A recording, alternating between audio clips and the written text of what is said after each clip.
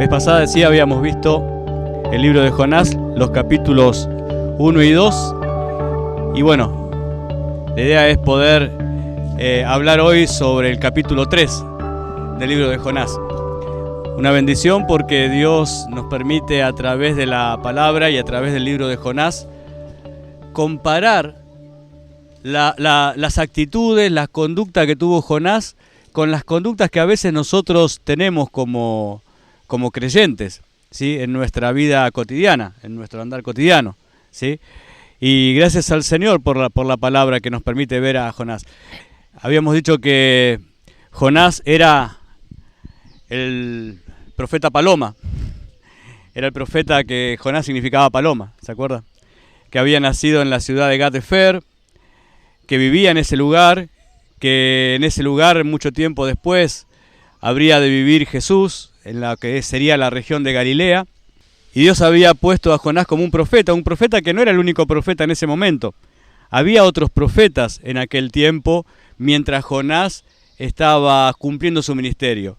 Profetas conocidos por nosotros por los libros de la Biblia, ¿sí? Estaban en aquel momento el profeta Amós, también estaba predicando, también estaba profetizando en época de Jonás, también estaba el profeta Oseas, también estaba el profeta Isaías, estaba el profeta Miqueas, ¿sí? Eran 4 profetas del momento en que Jonás estaba allí profetizando. El tema es que Dios le da a Jonás la tarea de predicar la palabra o de profetizar la palabra a una nación que es pagana, ¿sí? A una nación que es pagana, que no es el pueblo de Dios. Mientras que a los otros profetas Dios les da la misión de predicarle al pueblo de Israel. Y Dios usó 4 profetas para hablar al pueblo de Israel, porque el pueblo de Israel, si bien estaba pasando por un periodo de mucha bendición material, el pueblo de Israel, ¿se acuerdan? Le dije que se había expandido, se había extendido sus territorios hasta llegar casi a ocupar el territorio que originalmente tenía la nación de Israel. Pero espiritualmente no estaba bien. El rey en aquel momento en que Jonás estaba cumpliendo su ministerio, el rey era Jeroboam II. Jeroboam II es un rey que no ama a Dios, que hace cosas en contra de la palabra de Dios, en contra de la voluntad de Dios. La misma palabra de Dios dice que en Segunda de Reyes, capítulo 14, dice que Jeroboam sigue los caminos de su padre, en el sentido en que hacía cosas que a Dios no le agradaban. Y bueno, la nación está en ese momento pasando por un buen momento material, un buen momento, digamos, económico, la nación, pero un mal momento espiritual. Y eso a veces nos da a nosotros una idea de que no siempre la bendición espiritual tiene que ver con nuestra condición material o económica. No siempre es así. Tampoco siempre es que nosotros, porque estamos bien espiritualmente, indefectiblemente tenemos que estar bien económicamente o tiene que ser próspero nuestros negocios, nuestra vida, nuestro trabajo. No siempre es así. Dios hace como Él quiere, pero no siempre se cumple esto que a veces nosotros pensamos, decimos, bueno, aquel, mirá cómo está, seguramente está mal espiritualmente. No lo sabemos. Tenemos una tendencia, de hecho, cuando los discípulos vieron a este hombre ciego de nacimiento, ¿cuál fue la pregunta de ellos? ¿Quién pecó? Dijeron ellos, ¿este o sus padres para que naciera ciego? Porque relacionamos siempre que la enfermedad, la pobreza, las que no nos vayan bien las cosas, es por un pecado, es por causa de alguna falta, que puede ser, ¿sí? Pero en este caso Jesús le dice, mira, no pecó ni ni sus padres, sino que está así para la gloria de Dios, para que la gloria de Dios se manifieste, ¿sí? Y bueno, y el Señor lo sana y se manifiesta la gloria del Señor. Allí está Jonás en el pueblo de Israel, viviendo allí y profetizando con la misión de ir a entregarle el mensaje a una nación pagana, pero no a cualquier nación pagana, ¿sí? A una ciudad que pertenecía a la nación o al imperio asirio, que en ese momento el imperio asirio era la potencia mundial de ese momento. Entonces, claro, era un desafío para cualquier persona, más teniendo en cuenta de que no es que era una nación dominante por su amabilidad o por su, no sé, por su buen carácter, sino que eran dominantes porque eran crueles. Crueles siempre que conquistaban una nación lo hacían con mucha crueldad, no tenían piedad de los enemigos. Mejor dicho, ellos practicaban torturas que eran tremendas para cualquier nación, ¿sí? Y bueno, a esa nación el Señor lo manda a Jonás a predicar. Una situación bastante complicada. Jonás tiene eso en su corazón de que, como es lógico, como tal vez nos pasaría a cualquiera de nosotros, dice, esto no se merece la salvación. Esto no se merece ser salvo. Con las cosas que hacen, ¿cómo van a ser salvos estas personas? Al contrario, yo creo que cuando Dios le dijo a Jonás que vaya y que le predique, que les profetice, que en 40 días serían destruidos, yo creo que Jonás festejó. Por fin, un tiro para el lado de la justicia. Por fin, algo favorable, ¿no? Alguien iba a terminar con estos y ahora llegó el momento. Yo creo que Jonás se puso contento cuando llegó ese momento. Pero bueno, las cosas, como bien saben, fueron tomando otro tono, fueron tomando otro camino, y también eso puso a Jonás en una situación un poco complicada, ¿no? En el capítulo 1 veíamos que Jonás, habíamos dicho, como un corredor. Y en el capítulo 1 a Jonás lo veíamos corriendo, pero corriendo para huir de Dios, para escapar de Dios, ¿sí? Y lo que caracteriza a Jonás en el primer capítulo, que es lo que a él lo hace huir de Dios, es la rebeldía. Es la rebeldía. Jonás escapa de Dios porque es rebelde, porque no tiene otra excusa, no tiene otro motivo para escapar de Dios. Escapa de Dios porque es rebelde, porque Dios le dice, hace esto de esta manera, y él considera que no está bien lo que Dios le dice. Entonces él hace algo que va a comenzar, digamos, un trabajo de Dios también para su vida. Él comienza a escapar y como leíamos la vez pasada, en el capítulo 1 de Jonás, él desciende a la ciudad de Jope, a la ciudad portuaria de Jope. Tenía un puerto comercial, Jope, muy grande. Hoy, en la actualidad, Jope es el puerto de Gafa, en Tel Aviv. Es el puerto más antiguo de la historia, ¿sí? El mismo puerto donde se encaminó Jonás para irse a Tarsis existe hoy, modernizado, pero es el puerto de Gafa. Allí Dios nos muestra y usa una expresión en la palabra que dice que Él descendió. Y habíamos dicho que cuando uno quiere escapar de Dios de esa forma rebelde, no de esa forma enfrentando a Dios o diciendo, bueno, no, Dios se equivocó, uno comienza un camino de descenso. Y la primera etapa del descenso de Jonás, lo vemos a Jonás descendiendo a Jope. Esa primera etapa de descenso de Jonás es una etapa donde Jonás desciende, pero todo está bajo control, todo está bajo su control. Él dice, yo voy a donde quiero ir, ¿sí? Las cosas para Jonás van bien, no está asustado por nada, las cosas él las controla, está, digamos, en el control de toda la situación. Es más, él paga su pasaje para irse a aquel lugar, a la ciudad de Tarsis. Entonces, él controla las cosas, ¿sí? Ahora es curioso que la palabra nos haga ver esto, que él paga su pasaje, porque huir de Dios nunca va a ser gratuito. Siempre hay un costo que pagar por huir de Dios. Escapar de Dios, hacer algo que no es la voluntad de Dios o hacer cosas en contra de la voluntad de Dios, tiene un precio. Tiene un precio y es muy distinto el rebelarse contra Dios, que tiene un precio que hay que pagar, a la oferta que Dios nos hace para hacer su voluntad. En Isaías Dios dice, vengan a mí y coman gratuitamente los que tienen hambre y beban gratuitamente, porque lo que Dios ofrece es gratuito, pero lo que nosotros intentamos hacer en contra de la voluntad de Dios tiene un precio. Y Dios puede sustentar, y de hecho va a sustentar, a aquellos que envía. Los hermanos de nuestra congregación, que hoy están cumpliendo una misión en otro continente, en una tierra que es muy peligrosa para predicar la palabra, yo creo que ninguno de nosotros dudamos de que Dios está sustentando a estos hermanos. Dios ha provisto todo lo necesario. Hablaba yo vez pasada, antes de que partieran, con el hermano que iba a viajar, uno de ellos, y me decía, no conseguíamos casa, y el Señor nos consiguió una casa mejor de la que ellos por ahí pensaban conseguir. Porque Dios va a sustentar, Dios va a proveer, Dios va a sustentar. Y en este momento Dios está sin duda sustentando. Y cuando venga vamos a escuchar sus testimonios de todo lo que Dios ha estado haciendo estos días allí en aquella región, ¿sí?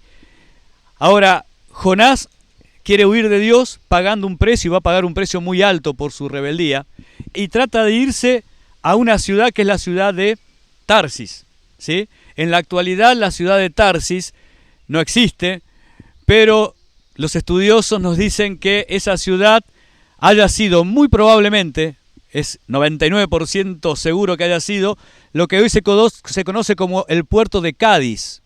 El puerto de Cádiz se encuentra en España, pasando lo que se llama el estrecho de Gibraltar, que es donde termina el mar Mediterráneo y comienza el océano Atlántico. O sea que él estaba dispuesto a irse al otro extremo de Nínive, siendo que Nínive era el propósito de Dios. Y él decide irse a un lugar totalmente distante y totalmente opuesto, diametralmente opuesto, habíamos dicho, a la ciudad de Nínive, ¿sí? De hecho, la ciudad de Nínive, de donde vivía Jonás, estaba a algo de 830 kilómetros, más o menos 850 kilómetros, en línea recta estaba la ciudad de Nínive. Está bien, él para llegar a Nínive no podía ir en línea recta, tenía que cruzar el desierto de Siria, que es un desierto muy duro para cruzar, entonces había que rodearlo. Más o menos iba a caminar unos 950 kilómetros. Es un viaje que dura un mes aproximadamente, en camello, en caballo, caminando, ¿sí? Pero él no se va a ese lugar, sino que él decide irse a Tarsis. Tarsis no está a 950 kilómetros. Tarsis está a 4.300 kilómetros en sentido contrario. Fíjense lo distante que son nuestros propósitos de los propósitos de Dios. Son totalmente opuestos y muy distantes. Ahora, Jonás decide irse, comienza esa carrera de descenso, esa primera etapa, y se va a Jope, donde todo él lo controla. Ahora él se mete al barco, comienza una tempestad que Dios prepara, y ahora Jonás está durmiendo en el fondo del barco. Y ahí vemos la segunda etapa del descenso de Jonás. Es una etapa donde las cosas comienzan a complicarse, para aquel que escapa de Dios, las cosas comienzan a complicarse, pero como Jonás, por ahí uno piensa, bueno, ya va a pasar. Es una tormenta, hay un poco de viento, un poco de lluvia. Yo conozco la historia de Noé, siempre que llovió paró, entonces en algún momento esta tormenta va a pasar. Pero las cosas comienzan, ya no está tan controlando la situación Jonás, ¿sí? Porque está transitando lo que sería el segundo paso de huir de Dios, del descenso, de la persona que escapa de Dios. Finalmente, después de una deliberación y después de haber echado a los marineros suertes, encuentran que Jonás había sido aquel por el cual esta tormenta se había desatado. Preguntan qué vamos a hacer con vos, Jonás, y él dice, bueno, lo único que pueden hacer conmigo es arrojarme al mar. Es la única forma en que el mar se va a aquietar. ¿Por qué? Porque Dios está enojado. Dios está enojado conmigo, por mi pecado, por mi rebelión. Entonces, esta tormenta vino por este motivo. Lo que necesitamos ahora es que me arrojen al mar para que todo esto se calme. Y habíamos visto que Jonás en este momento representa o simboliza a Jesús, en el sentido de que el sacrificio de Jonás de alguna forma representa el sacrificio de Jesús. Porque para que el mar se calme fue necesario sacrificar a Jonás. Para que Dios, un Dios santo, calme su ira contra el pecado, contra el ser humano, era necesario un sacrificio. Y era necesario un sacrificio de una persona, ya no de un cordero. Hasta ese momento la palabra dice que Dios, habiendo pasado por alto los pecados antiguos de los antepasados, Dios dice algo, dice habiendo pasado por alto. Dios dice que pasa por alto los pecados de aquellos que en la antigüedad, antes de Cristo, habían pecado. Dios pasa por alto. Pero cuando viene Jesús, dice, he aquí el Cordero de Dios que no pasa por alto, que quita el pecado del mundo. Lo quita. Es el sacrificio perfecto el de Cristo. Cristo es el sacrificio perfecto. No pasa por alto, sino que quita el pecado del mundo. Lo saca. ¿Sí? Nos abre el camino hacia el Padre. Nos da el camino hacia la salvación. Ahora, Jonás es arrojado al mar. Se está yendo al fondo del mar. Imagínense la ropa de Jonás. Yo no sé si a mí me tiran así como estoy vestido al mar. No voy a poder nadar, de hecho no soy muy habilidoso nadando. No voy a poder nadar, no voy a poder flotar, la ropa se va a mojar, me va a pesar más. Imagínense lo que es estar envuelto en túnicas, estar envuelto en trapos, así en telas. Jonás se iba al fondo del mar como una piedra. Nosotros decimos Jonás se iba al fondo del mar como una piedra y parece algo, digamos que bárbaro, ¿no?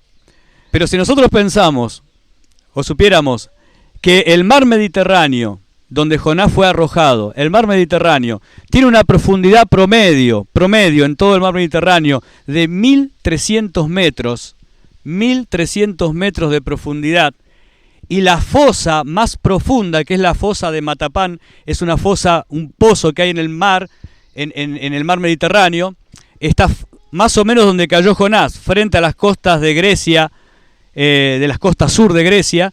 Tiene una profundidad no de 1.300, tiene una profundidad de 5.600 metros, alrededor de 5.600 metros de profundidad. Jonás dice, en el capítulo 2, versículo 5, dice que el alga se le mezclaba, se le enredaba en la cabeza. Yo no sé si Jonás estaba a 900 metros, a 50 metros o a 5.000, pero él estaba tocando con su cuerpo el fondo del mar. De alguna manera Dios lo sustentó a Jonás para que no muriese por la presión del agua.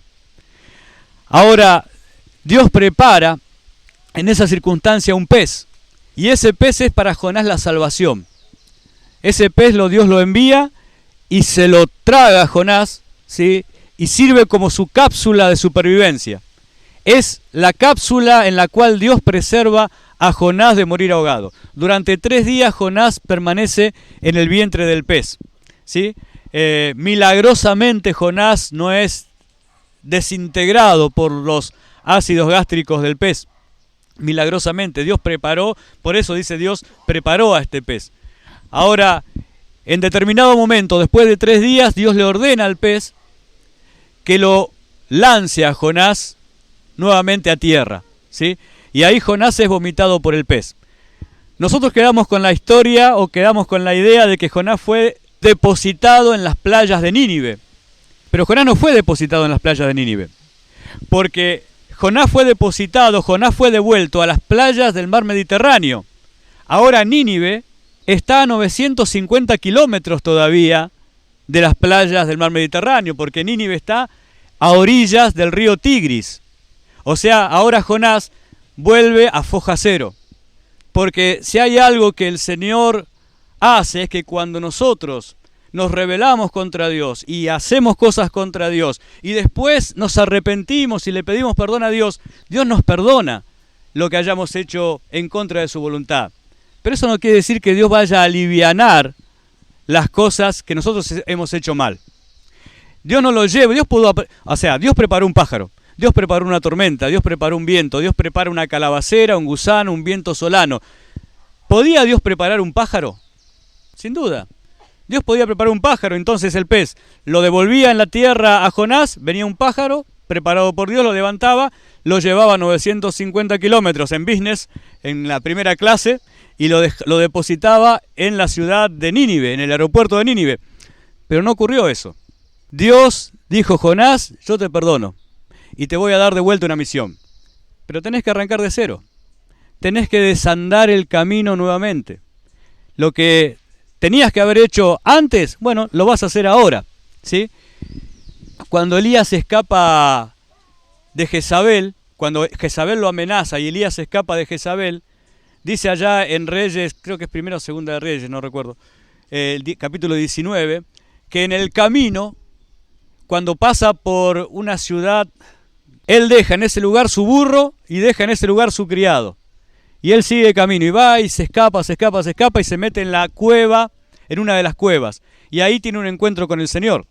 Vienen los ángeles, le dan de comer. Una vez que Elías se restaura, ¿sabe qué le dice Dios? Dios le dice, vuélvete por tu camino. Tenés que volver a hacer el camino de vuelta. Andá, recupera tu asno, recupera tu siervo, porque son cosas que yo te di, no las podés perder. Tenés que volver y recuperar todo. Y después vas a ungir a Jehú y después vas a ungir a tu sucesor. Pero, reitero, el hecho de que yo me arrepienta de una falta no me exime o no me excusa de tener que hacer lo que Dios me mandó a hacer. Dios le mandó a Jonás caminar o viajar hasta Nínive y Jonás va a viajar hasta Nínive. Podemos ser cabeza dura, podemos ser caprichosos, podemos ser duros de corazón, de cabeza. Y como Jonás, Dios le dice a Jonás, mira Jonás, yo te voy a ver en Nínive. Yo te estoy hablando esta vez en Gat Efer, en tu tierra, en tu casa. Yo te estoy hablando ahora en tu casa. La próxima vez que te hable te voy a hablar en Nínive. Yo no sé cómo vas a ir a Nínive. Dios no le dice cómo va a ir a Nínive. Podés elegir en burro, ir en camello, en caballo, en camión, en el metrobús. Podés ir en como quieras, podés ir en pez, pero en Nínive te voy a encontrar. ¿Sí? Dios va a encontrar a Jonás en Nínive. Los propósitos de Dios se van a cumplir. Se van a cumplir. Ahora, allí estaba Jonás en el capítulo 1 huyendo de Dios en rebeldía. En el capítulo 2 estaba corriendo hacia Dios arrepentido. Y ahora en el capítulo 3 Dios está obrando en Jonás. Y ahora Jonás está corriendo con Dios. Pero está corriendo con Dios y la característica de Jonás ahora es la obediencia. Jonás ahora es obediente a Dios. ¿Sí? Podemos leer ahí en Jonás capítulo 3. Jonás capítulo 3, versículo 1 dice, vino palabra de Jehová por segunda vez a Jonás diciendo, levántate y ve a Nínive, a aquella gran ciudad, y proclama en ella el mensaje que yo te diré. Y se levantó Jonás y fue a Nínive conforme a la palabra de Jehová. Y era Nínive ciudad grande en extremo, de 3 días de camino. Amén. Fíjese que el llamado de Dios para Jonás en el capítulo 3 es exactamente igual que en el capítulo 1. Dios no cambia su propósito, su misión. Es más, ni siquiera el Señor dice, bueno, Jonás, viendo y considerando que la verdad que el primer mandamiento que te di te fue difícil hacerlo y bueno, sí, tal vez la misión era un poco pesada para vos y bueno, viendo que está bien, te costó, te voy a alivianar un poco el trabajo y vamos a hacer otra cosa. Voy a modificar mi misión, voy a modificar mi llamamiento para que vos lo puedas hacer. No fue así. Dios no cambió en nada el llamado de Dios para Jonás. La misión seguía siendo la misma. Yo no sé cómo se sentiría Jonás. Por un lado pienso que Jonás se sentiría, una vez que salió del pez, ¿no? Y que Dios le da de vuelta a esta misión, por un lado, no sé, yo respiraría diciendo, bueno, una oportunidad más. Una oportunidad más para obedecer a Dios. Pero también, por otro lado, la humillación, la vergüenza, que Dios me tenga que decir de vuelta lo mismo, mostrándome de cierta forma que fui rebelde, que fui duro, que no obedecía al Señor en la primera instancia. Yo no sé cómo se sentiría Jonás. Yo me hubiese sentido de esa manera. Por un lado contento, pero por otro lado también decepcionado de mí mismo. No decepcionado de Dios, pero decepcionado, frustrado de mí mismo de cómo puedo ser tan rebelde a la voz de Dios, al llamado de Dios. Dios llama a Jonás y fíjese que Dios lo llama y le da la misión 2 veces. Eso es hermoso. La gracia de Dios es hermosa porque Dios le da una nueva oportunidad a Jonás para comenzar. Dios le da una nueva oportunidad para comenzar y eso es tremendo. Eso es tremendo.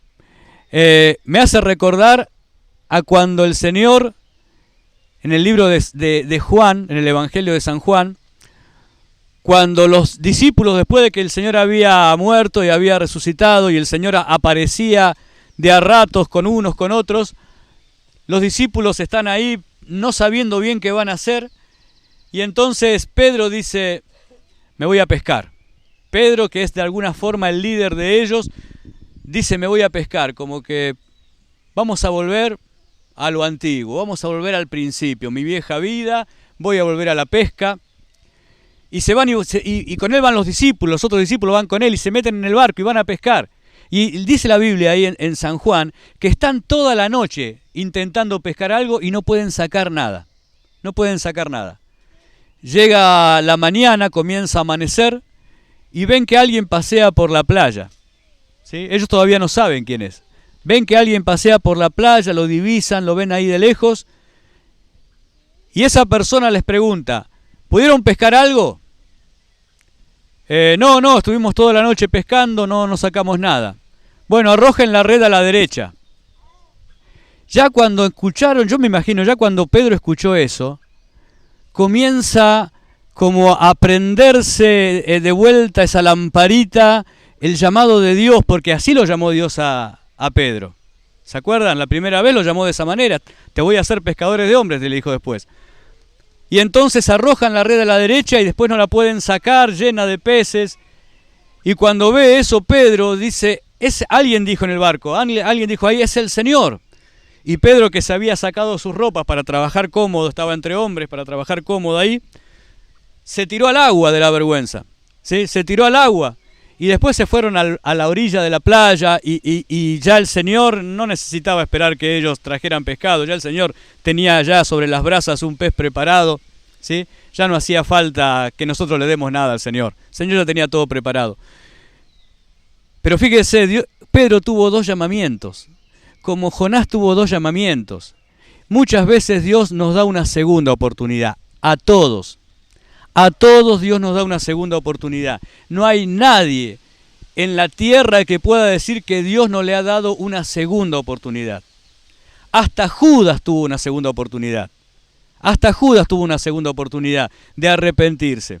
¿Sí? Y si se hubiese arrepentido, un tema que fue de discusión cuando hicimos un taller allá en Loma, si Dios lo hubiese perdonado, si no lo hubiese perdonado, ¿sí? Si alguien se quebranta, si alguien se convierte, el Señor perdona.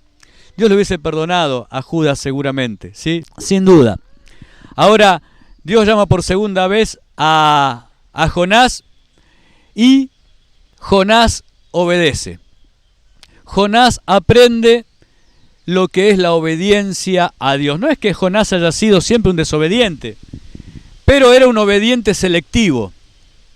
Jonás obedecía lo que le gustaba obedecer, ¿sí?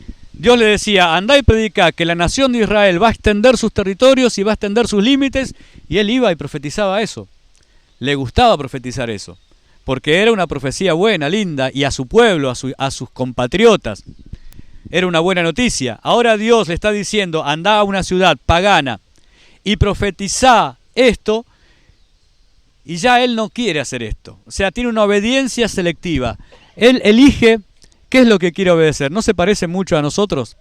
¿Sí? ¿No se parece a nosotros cuando decimos, sí, esto lo obedezco y esto me resulta fácil, pero a veces esto, y no sé si quisiera obedecerlo. Tal vez no fue tan así como diría la palabra. Hay que ver en qué contexto esto lo dice la Biblia. Es lo primero que argumentamos, o por lo menos lo primero que argumento yo cuando me encuentro con algo de esto. Dios lo manda a Jonás. Jonás aprende lo que es la obediencia. Y es curioso que Dios dice de Jonás en el versículo 3, capítulo 3, versículo 3, dice, y se levantó Jonás y fue a Nínive conforme a la palabra de Jehová. Que diga la Biblia, que nos muestre que Jonás fue conforme a la palabra de Jehová, nos deja entrever que tal vez no fue conforme a su deseo. porque Jonás seguía en desacuerdo con ir a predicar a Nínive, pero sabe que tiene que obedecer. Y esto es muy valioso para Jonás y es muy valioso para nosotros. Saber que a veces, aunque no entendamos algo que el Señor nos pide, aunque no entendamos algo que el Señor nos manda, tenemos que obedecer igual. No es la única persona que actuó conforme a la palabra de Jehová. La Biblia dice que Noé hizo el arca conforme a lo que Dios le ordenó, ¿sí? Moisés sacó al pueblo de Egipto conforme a lo que Dios habló. Josué hizo conforme a lo que Dios le dijo. Y así cada hombre de Dios, Salomón, David, cada hombre de Dios hizo conforme a lo que Dios le mandó. O sea, que no fue conforme a sus deseos. No fue conforme a sus decisiones o a lo que le gustaba hacer. Jonás no estaba de acuerdo en ir a predicar a Nínive. Jonás consideraba que los ninivitas no merecían el perdón. Nunca dijo, porque yo le he dicho, nunca dijo cuando escuchó alguna noticia, algo por televisión o se enteró de algo, de alguien que hizo algo tremendamente malo, este no tiene perdón de Dios. Yo lo escucho, y lo he dicho, este no tiene perdón de Dios. Claro, porque uno mira de acuerdo a su justicia, ¿sí? Y uno se pone en lugar de Dios y le dice a Dios si debería perdonar o no. ¿Sí? Y dice, no tiene perdón de Dios. No, es como decirle a Dios, no lo vas a perdonar, no lo vas a perdonar, mirá la que hizo, ¿sí? Jonás no está de acuerdo en ir a Nínive, pero obedece. Ahora, la obediencia a Dios nunca es conforme a nuestros deseos. Nunca es conforme a nuestros deseos. Obedecer a Dios generalmente es desobedecernos a nosotros mismos, ¿sí? A nuestros deseos, a nuestro parecer, a nuestra forma de ver las cosas. No es siempre estar de acuerdo con Dios. Pero hay algo que es también cierto. Cuando Dios manda algo, Dios da un mandamiento sobre algo, es justamente eso, un mandamiento. A ver, no es materia de discusión para mí. Si Dios dice algo, no es un tema de discusión, no es que Dios pone a nuestra consideración si lo vamos o deseamos o queremos obedecerlo o no.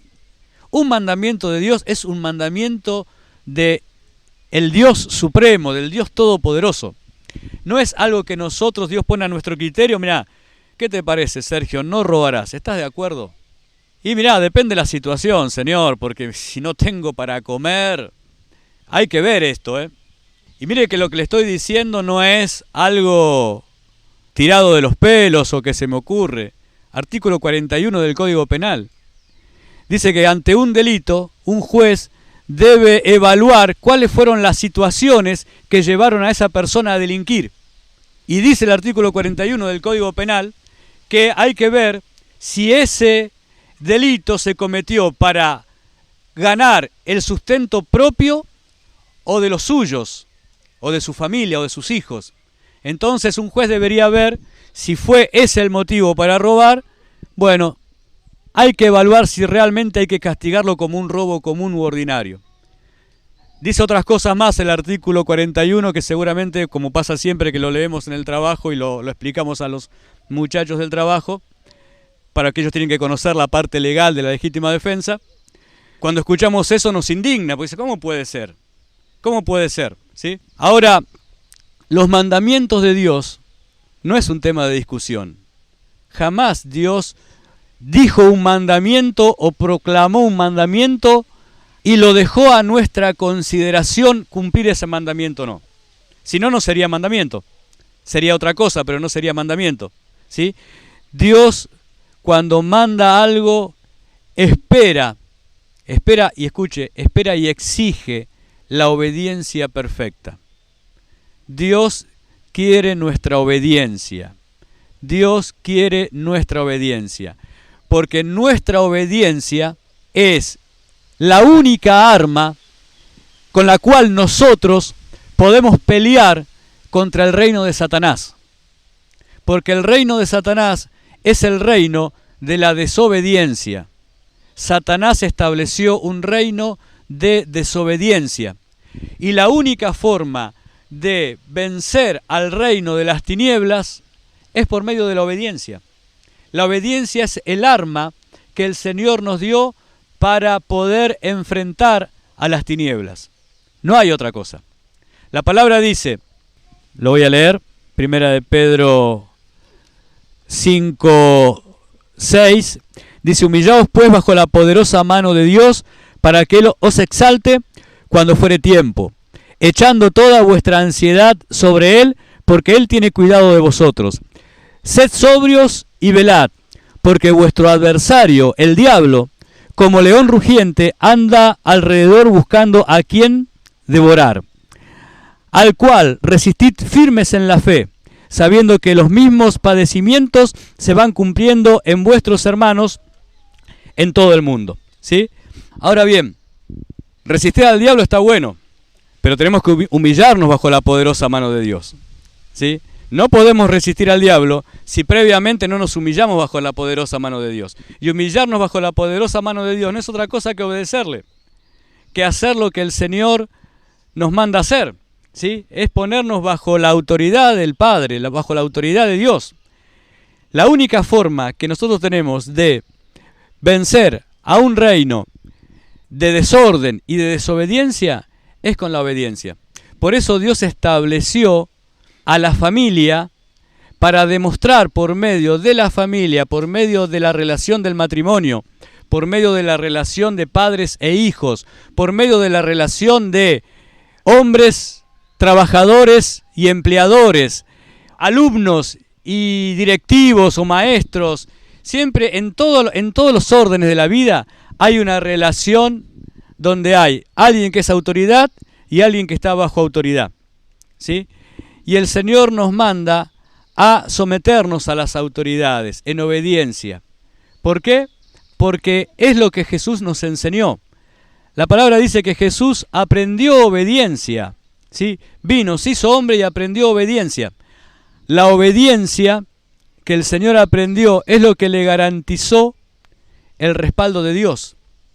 El Señor decía que el Padre se complacía en Él porque yo hago siempre lo que a Él le agrada.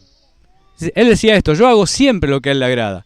Entonces, el Padre se complace en Jesús, se complace en su Hijo. La obediencia a nosotros nos garantiza el respaldo de Dios. La obediencia a Dios, Dios nos garantiza su respaldo. Porque cuando Jonás va a Nínive y comienza a predicar, Jonás está esperando que ocurra lo peor. Ustedes imagínense lo que es la ciudad de Nínive. O sea, yo no sé si yo no me la puedo imaginar, no sé si usted se la va a poder imaginar tampoco. Pero lo que era entrar a la ciudad de Nínive, más de 120.000 personas. Más de 120.000 personas. Que la mayoría de la gente del pueblo, en aquel entonces, como pasaba en muchos lugares, en muchas ciudades, no tienen acceso a la educación. La educación está reservada solamente para la clase alta. La ciudad de Nínive tiene mucha cultura, tiene una biblioteca, pero enorme. Pero el acceso no es para el grueso de la gente. O sea, Dios mismo dice, no saben distinguir su mano derecha, su mano izquierda. O sea, alguien decía en Nínive, levante la mano derecha. Y muchos hacían esto. No sabían distinguir entre su mano derecha y su mano izquierda. Y no tenían reloj para decir, no, la mano del reloj. No tenían para decir esto. O sea que tenía que enfrentar a más de 120.000 personas y él tenía que entrar diciendo nada más ni nada menos que de acá a 40 días Nínive será destruida. ¿Cómo se imaginan que tomaría la gente este mensaje? ¿Estarían todos felices, contentos de escuchar este mensaje? ¿Estarían contentos de escuchar que van a ser destruidos? Una nación que es el imperio que gobierna el mundo, van a ser destruidos. Sin duda, una vez que Jonás empieza a predicar a los gritos esto, yo no sé cómo hizo Jonás. No sé si Jonás conocía el idioma asirio, no era lo mismo que el idioma hebreo. No sé si Dios lo capacitó extraordinariamente, milagrosamente a Jonás para hablar estas palabras, o se aprendió allá en su ciudad. De acá a 40 días Nínive será destruida, no lo sé. O usó un intérprete. No sé cómo hizo Jonás. Pero la gente lo entendió. Entendió lo que estaba diciendo. Ahora, cuando la gente entiende que Jonás dice, de acá a 40 días Nínive será destruida, yo creo que entre la tercera y cuarta costilla, Jonás está esperando un puñal. Está esperando un navajazo, no sé, un cuchillazo. Que lo maten, ¿sí? Porque está diciendo esto a una nación muy sanguinaria, extremadamente sanguinaria. De acá a 40 días Nínive será destruida. 40 es un número significativo. 40 significa que esto va a ser así. 40 significa que esto va en serio. No es así nomás el número 40 en la Biblia. 40 días llovió cuando Noé anunció el diluvio. 40 días fue el juicio de Dios. 40 años estuvo el pueblo de Israel en el desierto dando vueltas sin poder llegar a Canaán. Y dice la Biblia que porque Dios estaba enojado con ellos, por su rebeldía los tuvo 40 años en el desierto. De hecho, cuando Dios le dice en el libro de Deuteronomio que escribe en la ley, Dios le dice que el castigo son 40 azotes, ¿sí? O sea, 40 es el número del juicio de Dios. Dios establece que en 40 días Dios va a ejecutar un juicio sobre la ciudad de Nínive, ¿sí? Una ciudad de 120.000 habitantes. ¿Sabe qué son 120.000 habitantes? Se calcula que en aquel entonces la tierra o el reino de Israel, que era el reino del norte, el reino de Israel, esa fracción de las 10 tribus de Israel que estaban juntas, la población llegaba tal vez a 20.000 a 40.000 personas. 20.000, 30.000 personas más o menos era lo que habitaban en Israel en aquel entonces, aquellas 10 tribus de Israel. Acá Jonás está entrando a una ciudad de 120.000, ni siquiera o sea, Israel no era ni siquiera una cuarta parte de lo que era Nínive, una sola ciudad. Entonces, él entra a la ciudad y comienza a predicar este mensaje de Dios. Nínive de acá a 40 días será destruida. Sabe que es algo cierto. Jonás sabe que es algo cierto, porque Dios se lo repite 2 veces. Dios se lo manda en el capítulo 1 y Dios se lo manda también en el capítulo 3. 2 veces lo repite Dios. Y cuando Dios repite las cosas 2 veces, las cosas son así, sí o sí. Cuando José interpretó el sueño del faraón, ¿se acuerdan? Del gobernador. ¿Qué le dijo José? El sueño fue 2 veces. Quiere decir que la cosa es ciertísima. Cuando Jesús predicaba y cuando Jesús decía, de cierto os digo, estaba dándole un carácter formal a lo que estaba diciendo, estaba dándole un carácter terminante. Va a ocurrir. De cierto os digo, repetido 2 veces, esto va a ocurrir. Y lo que Dios le está diciendo por segunda vez a Jonás es que lo que está predicando, lo que está profetizando, va a ocurrir. Dios va a destruir Nínive, ¿sí? Lo que menos espera Jonás es la reacción del pueblo de los ninivitas. Una nación sanguinaria que no tiene piedad de sus enemigos, que no tiene ningún tipo de escrúpulo, que puede arrancarle las orejas a una persona y dejarla por ahí que deambule por las calles de Nínive, o cortarle la nariz, o cortarle las manos y dejarlo que viva así, para que cuando quieran ellos lo van a llamar y lo van a traer, lo van a ejecutar para que deje de sufrir, pero por ahí pasa días en esa situación. O sea, lo que menos va a esperar Jonás es lo que dice el capítulo 3, versículo 5. Dice, y los hombres de Nínive creyeron a Dios y proclamaron ayuno y se vistieron de cilicio desde el mayor hasta el menor de ellos. ¿Quién se iba a imaginar que los ninivitas iban a reaccionar así a la predicación, a la profecía de Jonás? ¿Quién se iba a imaginar que iban a reaccionar de esa manera? Ahora, no es casualidad que la Biblia no diga que los hombres de Nínive le creyeron a Jonás. Los hombres de Nínive creyeron a Dios. No importa el mensajero. No importa el mensajero, ¿sí? Dios puede usar a Jonás.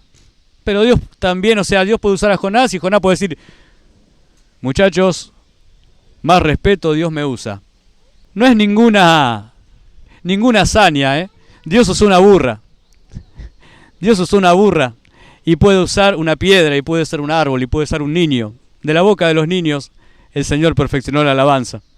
Así que Dios puede usar a cualquier instrumento, a cualquier persona. Ahora, los hombres de Nínive le creen a Dios. Ellos creyeron a Dios e inmediatamente accionaron.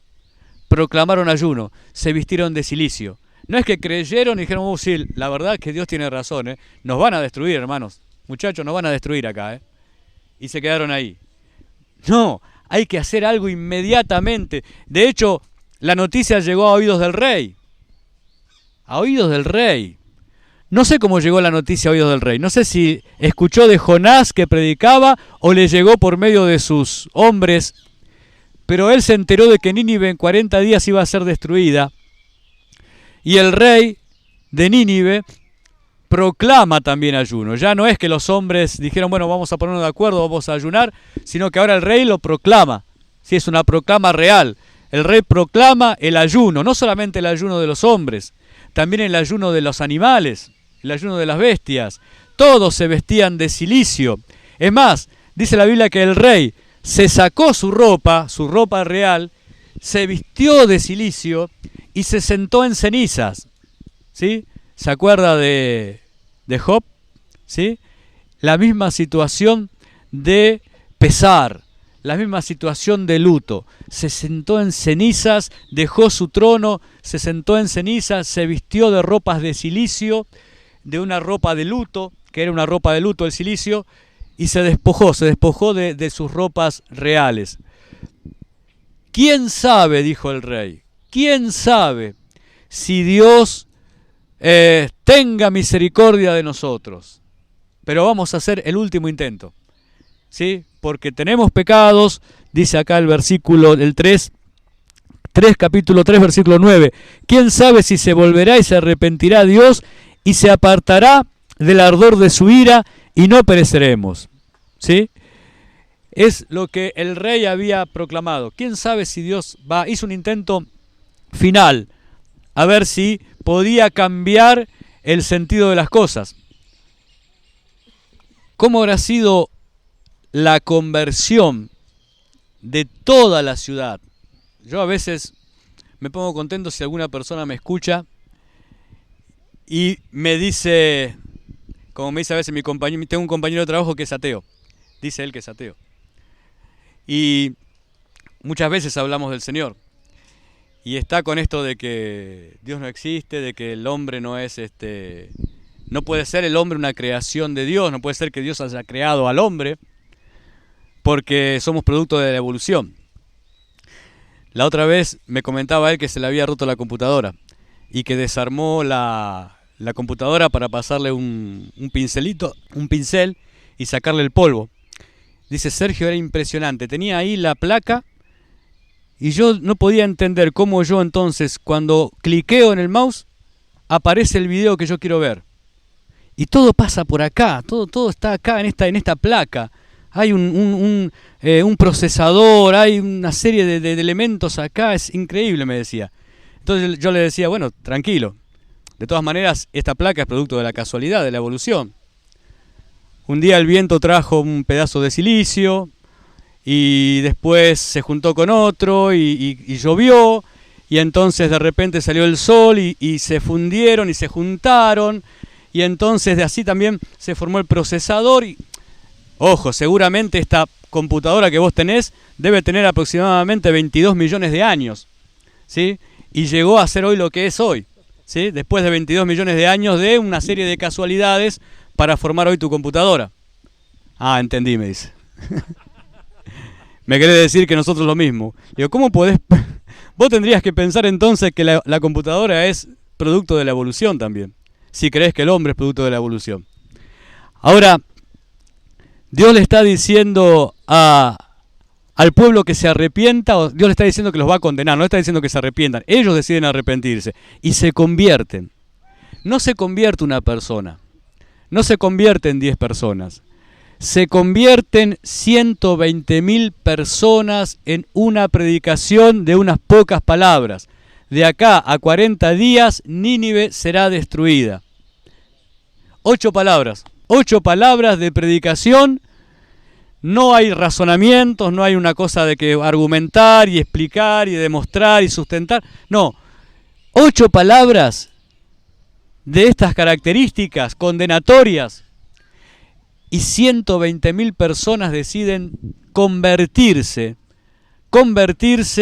a Dios, arrepentirse de su mal camino, arrepentirse de la rapiña que había en sus manos, decía el rey, y convertirse a Dios.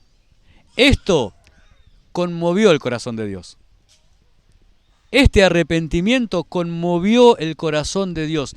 Dios no podía ni quedaría indiferente ante semejante conversión de esta gente.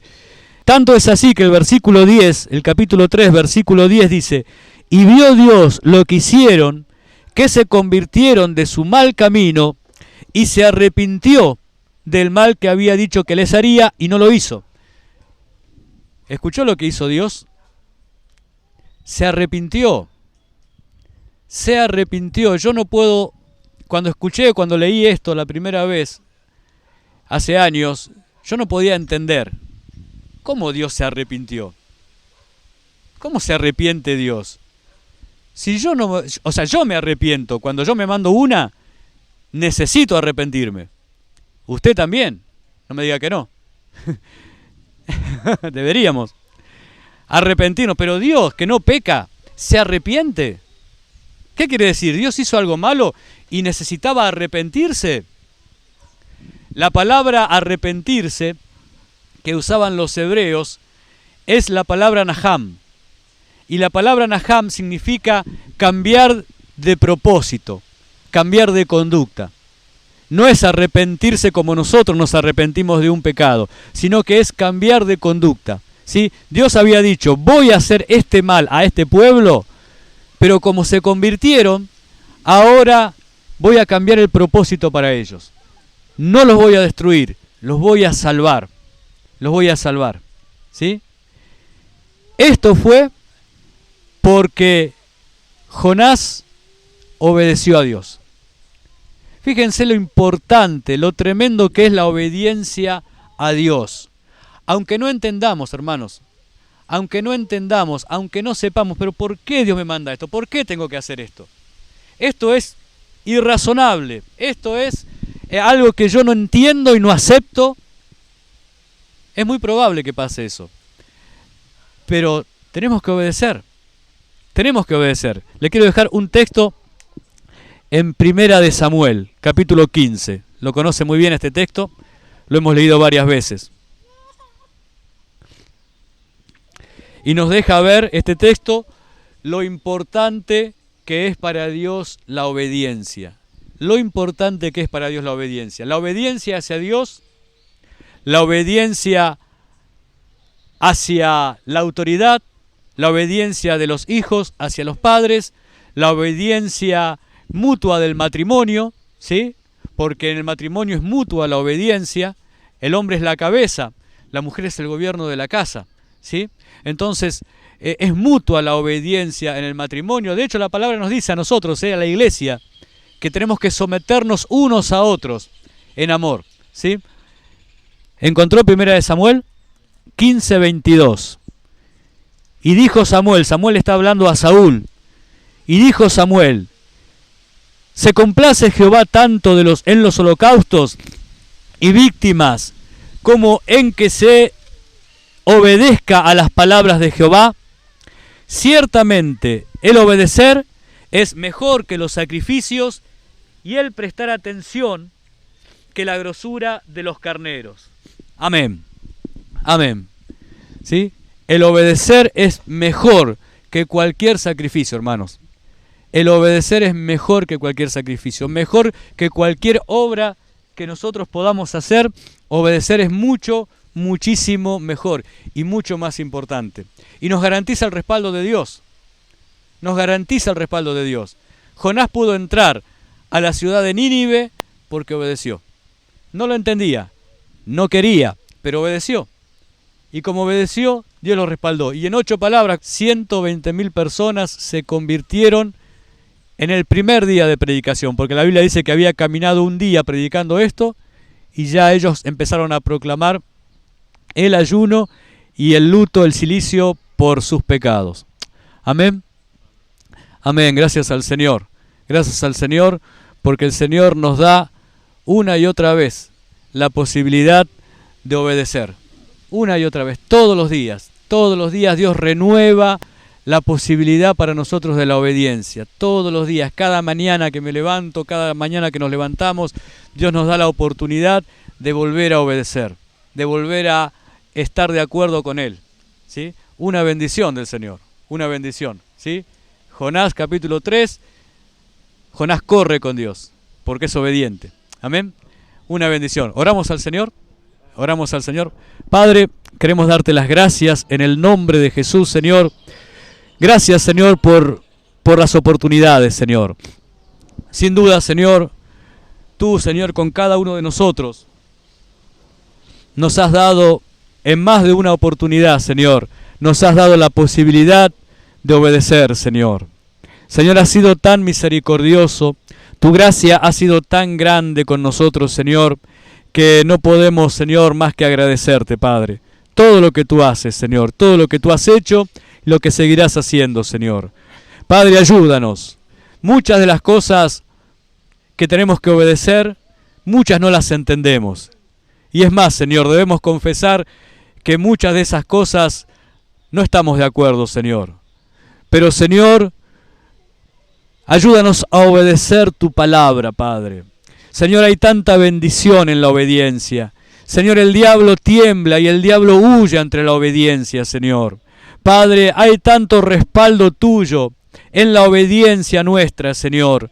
Padre, ayúdanos en el nombre de Jesús, Señor, a ser hijos obedientes, a ser, Señor, esposos obedientes, a ser esposas obedientes, Señor, a ser, Señor, empleados obedientes, a ser ciudadanos obedientes, Señor, a ser, Padre, hijos tuyos, Señor, hermanos unos con otros, obedientes, Señor, en el nombre de Jesús, Señor. Padre, gracias una vez más, Señor, por tu palabra, porque tú eres fiel, Padre.